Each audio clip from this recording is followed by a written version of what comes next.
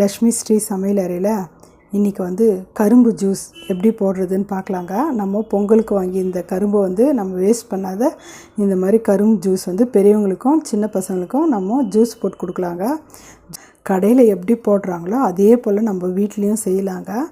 எப்படி செய்கிறதுன்னு பார்க்கலாங்க. அதுக்கு முன்னே வந்து இதோட மேலே இருக்கிற தோல்லாம் சீவி எடுத்துன்னு வந்துடலாங்க. இப்போது நம்ம பாருங்க, இப்போது நம்ம மேலே இருக்கிற தோல்லாம் சீவின்னு வந்துட்டோங்க. இப்போ சின்னதாக கட் பண்ணிக்கணுங்க.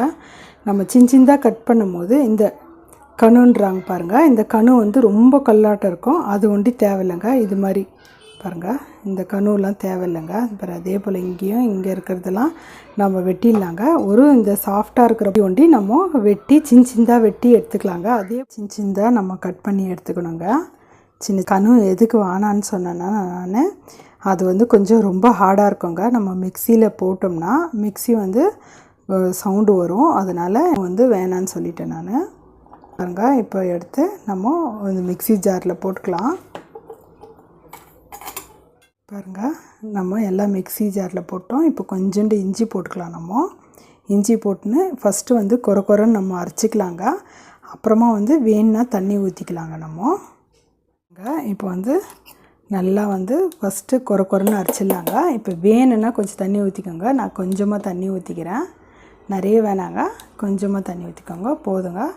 இப்போது நல்லா நைஸாக அரைச்சிடலாங்க. ஒரு பவுல் வச்சுட்டு ஸ்ட்ரெயினர் வச்சுட்டுக்கிறேங்க. இப்போ வந்து நம்ம வெடிக்கட்டிக்கலாம். எல்லாம் போட்டு இப்படி ப்ரெஸ் பண்ணிக்கோங்க.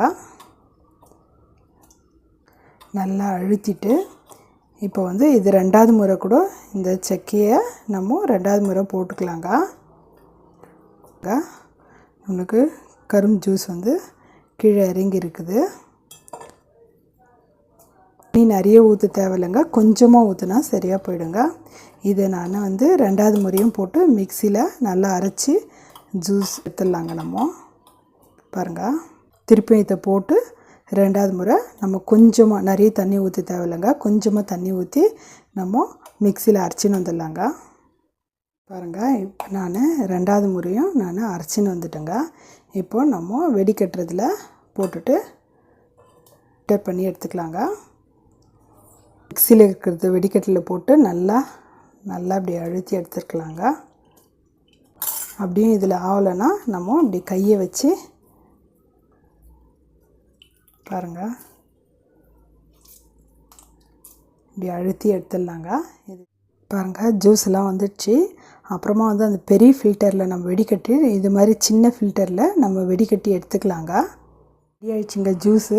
கரும்பு ஜூஸ் வந்து கடையில் எப்படி போடுவாங்களோ அதே போல் நம்ம வீட்லேயும் நம்ம போட்டு குடிக்கலாங்க. நீங்கள் லெமன் வேணால் கூட பிழிஞ்சிக்கோங்க. லெமன் பிழிஞ்சோம்னா நம்ம கடை டேஸ்ட் மாதிரி இன்னும் டேஸ்ட் ரொம்ப நல்லா வருங்க. லெமனும் பிழிஞ்சிக்கலாம், இஞ்சியும் போட்டுக்கலாம். உங்களுக்கு எது தேவையோ அது யூஸ் பண்ணிக்கலாங்க. கரும்பை வேஸ்ட் பண்ணாத நம்ம இந்த மாதிரி ஜூஸ் செஞ்சு பெரியவங்களுக்கும் சின்ன பசங்களுக்கும் கொடுத்தா நீங்கள் ஒரு டைம் இந்த மாதிரி செஞ்சு பார்த்துட்டு உங்கள் ஃபீட்பேக் எனக்கு சொல்லுங்கள். லைக் பண்ணுங்கள், ஷேர் பண்ணுங்கள், சப்ஸ்கிரைப் பண்ணுங்கள்.